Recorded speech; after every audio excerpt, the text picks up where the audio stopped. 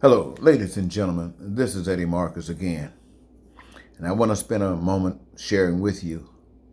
It might do some good. As an elder in this community, and I mean this U.S. community, I'd like to pull on some of my experience and some of those things that are uniquely mine in hopes that it'll serve a good, positive cause. A lot of struggles are going on in America today, not unique to America, happening across the world, but I'm want to focus on America. Racial strife, unrest, people dissatisfied with systems of government. They're dissatisfied with the results that they have had to deal with based upon the systems of government and the promises that have been made and the results. And they are protesting. And the government is saying that honest protest, simple protest, peaceful protest is acceptable. And they're permitted by law to do these kinds of engagements. But when violence comes in play, then the government have to step up and do its due. And what is its due? Its due is to protect the people that are in power.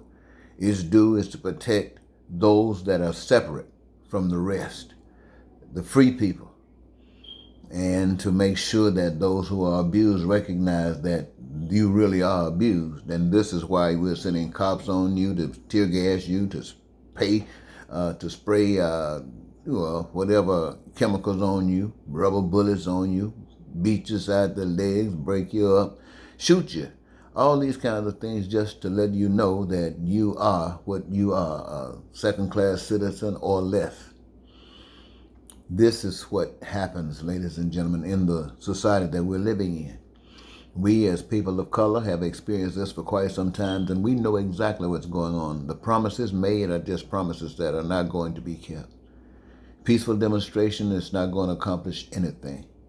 It's not going to accomplish anything. It says that we can put up with what's going on another day. And that day turns into a week, a month, a year, and a decade.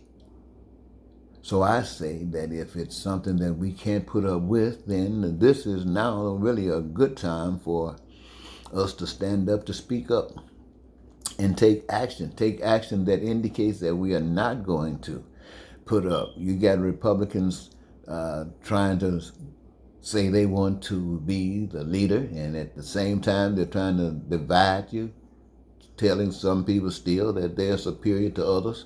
This is how this whole mess started. And they want to use the police to protect these people, just to divide you so they can get up and put themselves in power and say they got it going on. Yes, and then you got the Democratic Party who's talking something a little bit less. Let's get rid of these guys because they're too dangerous. And see, this is the game that's being played. I don't know if the Democrats know it. I don't know if the Republicans know it. But I don't, and I definitely don't know if you know it. But I want to tell you that game is being played. And it continues to play over and over and over again. And you come up on the short end of the stick. Who am I speaking of when I say you? I'm talking about everybody who's living in America, whose dreams are not fulfilled. I'm talking about everybody living in America, regardless of your color, who are living from paycheck to paycheck or from no check hoping you get a check, from standing on the street corners with a sign begging, or sleeping in the cold in tent cities, or can't afford to go get health care coverage or checkups because of and don't have the money, can't continue to get your education because you don't have the money. All of these vices stand up against you in a situation where it appears, got no control because you haven't been given the truth. You have been taught that the system that you live in is the greatest system on the face of the earth. It doesn't matter whether you live in the United States, Russia, China, North Korea, anywhere. You're telling your people that it is the greatest nation. Everything about a nation, wherever that nation is the greatest. So whatever you hear being said about number one in America is being said about number one in every country. And the people are believing it in their country just as you are believing it in your country. And it keeps you divided. It keeps people struggling for the resources that are available so they can make themselves look better. To say that, see, we are better. See what we got? And they are robbing and stealing and killing and doing anything that's necessary to rip people off to make themselves look good. That's the way of man. That's the way of the world. So I'm saying to black people, people of color, poor people who've been living in America, we don't have to live like this. We can stop this stuff anytime we get ready. All we have to do is change the way we think it. Change the way we think it. Let me ask you something.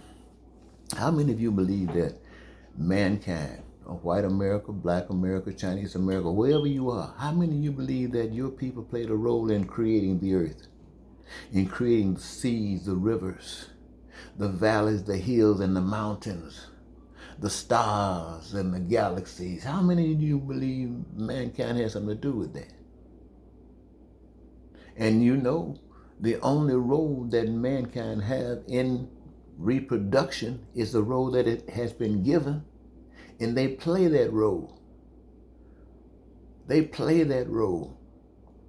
They engage themselves in an activity that each of them seems to care so much about that it will allow something as big as a human being to grow inside of a person, nourished and protected for 9 months, breathing and eating, and everything that takes place in a human is taking place in that baby, in that mother's womb, being protected.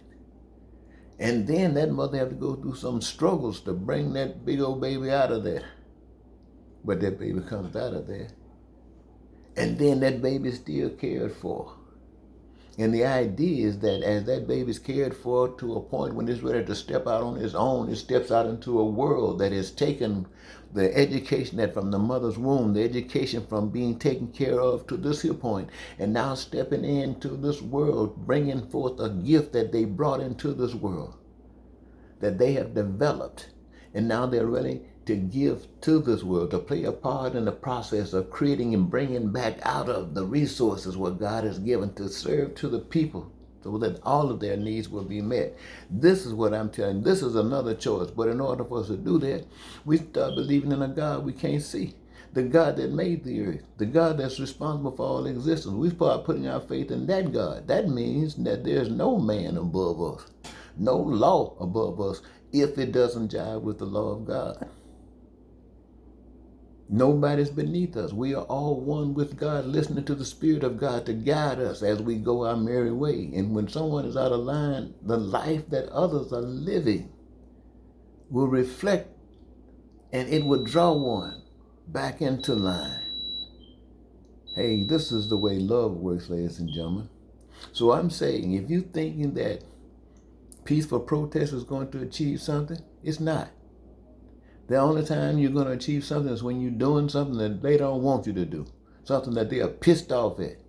And they are willing to do anything to get you to stop. And you got to be willing to take anything to let them know you're not going to stop. And every step they take got to be a step destroying them as much as it destroys you. Because you got nothing. And you demand that they treat you as God demanded that you be treated. That every last one of you got a job. That your needs, your wants, and your desires are primary, one of the major things that this society is thinking about. Making sure that we can live in peace. Making sure that we can be prosperous and live free.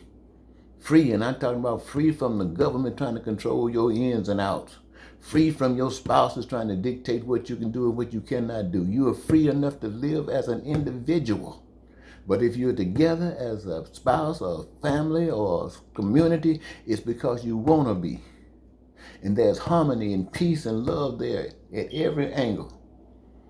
Because no evil is going to have a chance to penetrate there. And when somebody else is trying to control your life in a way that it benefits them and hurts you, that's evil.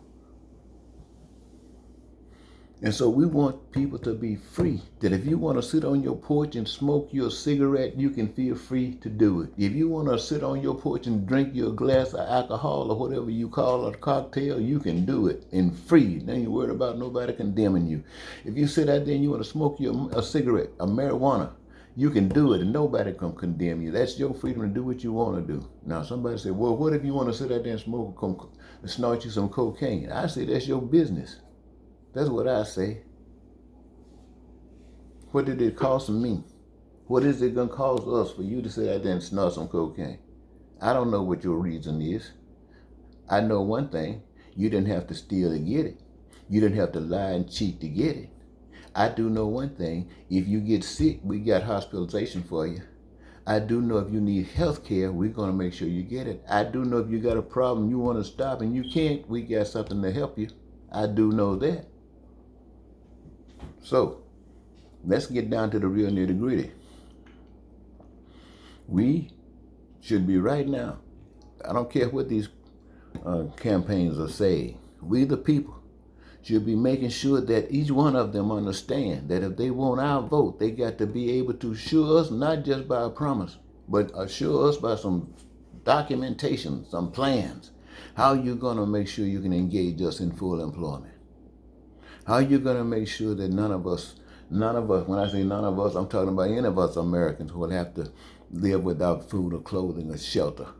How can you propose, and what do you propose that would allow each of us to have unlimited, unrestricted education and health care from the womb to the tomb? And a career of our choosing. What proposals can you offer us that would allow us to vote for you? This is what we, the people, and we should be getting this together right now. Nobody want to wait and see what Trump going to do. We know what he's going to do. Nobody want to wait and see what the Democrats going to do. We know what they're going to do. We know is it what we want done? Heck no, it's not what we want done. That's why we on the streets. So, if you want to pause back, hold up a little bit, and stop burning up buildings and stuff, hold back. But make sure that you're going to go to those polls and make sure that you're going to vote for what we're talking about we want. We're not going to be going up there just giving up a vote because somebody promised us something. To hell with your promises. They don't mean a darn thing to us. We want some facts. We want some understanding that we are not settling for anything else. And as far as we're concerned, with the way you treated us and the way you care about us, then we don't care if this nation never moves another step. And if you care about this nation because you want to move another step, we care about one another because we want to move one other step. But let's do it the right way. Ain't you walking out here skinning and grinning, we crying. No, baby, that day ain't going no more. Righteousness is not afraid of evil. Do you hear me, ladies and gentlemen? I mean, do you really hear me? Thank you so very much.